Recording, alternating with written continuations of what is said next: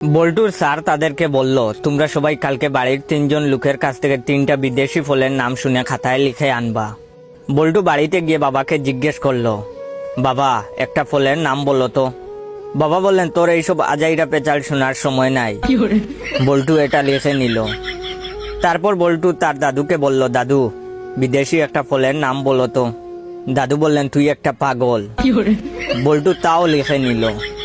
এরপরে বল্টু তার ভাইয়ের কাছে গেল, গিয়ে বলল, ভাইয়া একটা ফলের নাম বললো তো। তার ভাইয়া বলল, তোর কথা শোনার সময় নাই, আমার গার্লফ্রেন্ডের সাথে দেখা করতে যেতে হবে।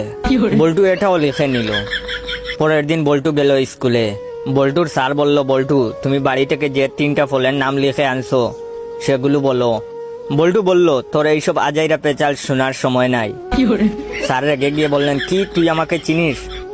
বল্টু বলল, তুই একটা পাগল। স্যার বললেন, কি? চল তোরে প্রিন্সিপালের কাছে নিয়ে যাব। তখন বল্টু বলল, তোর কথা শোনার সময় নাই, আমার এখন আমার গার্লফ্রেন্ডের সাথে দেখা করতে যেতে হবে।